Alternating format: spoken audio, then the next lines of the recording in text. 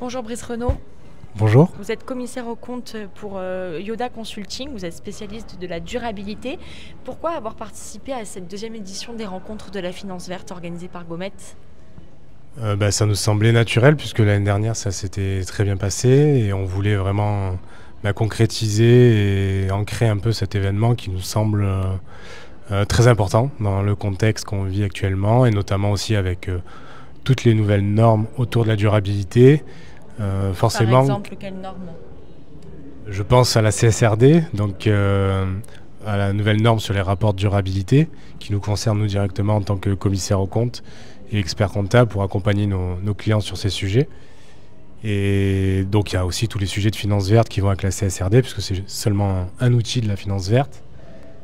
Et donc voilà, c'était vraiment important pour nous que on puisse installer à Marseille un événement autour de ces sujets puisque c'est un sujet de société au-delà d'un sujet d'entreprise. Alors justement, vous parliez du rôle des commissaires aux comptes. Quel rôle vous jouez dans le développement de la finance verte? Quel est votre rôle dans la transition écologique? Alors fallait venir à notre table ronde. Non, je plaisante. Non, pour récapituler aux personnes qui n'auraient pas pu assister à la table Oui, ronde. oui, non, bien sûr. Donc nous, notre rôle, en fait, en priorité, en tant que commissaire aux comptes, on est là pour auditer les rapports qui vont être produits et vérifier, donc donner une opinion sur ces rapports pour dire qu'ils représentent la réalité. Donc voilà, c'est ce que la loi nous a donné comme mission. Mais en amont, voilà, avec une autre casquette de conseil, hein, on ne peut pas faire les deux en même temps. On peut aussi, sur d'autres clients, les accompagner dans la structuration de ces rapports, puisque bien évidemment, en ayant la vision de l'audit, on peut avoir la vision en amont de comment mettre en œuvre le rapport. Et chez Yoda Consulting, justement, comment est-ce que vous faites pour intégrer des critères de transition écologique, d'écologie dans les rapports de vos clients? Alors de façon générale, chez Yoda Consulting, on a créé une branche dédiée, d'ailleurs qu'on a appelée Planète Yoda, puisqu'on a plusieurs branches d'activité. Et dans un premier point, on sensibilise un maximum de clients et de partenaires autour de ces sujets. Et on essaie de les accompagner à différents endroits selon leur niveau de maturité.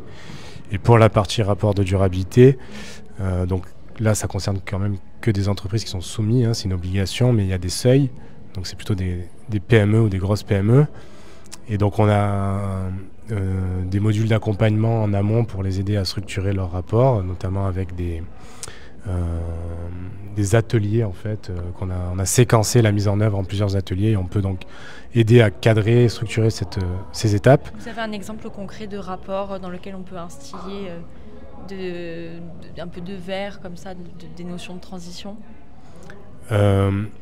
Alors ça dépend le rapport qu'on choisit, mais forcément donc, dans le rapport de gestion, le rapport CSRD sera inclus dans le rapport de gestion. Donc en fait, de facto, les entreprises concernées, lors de l'Assemblée générale, devront publier les informations autour de la durabilité à ce moment-là.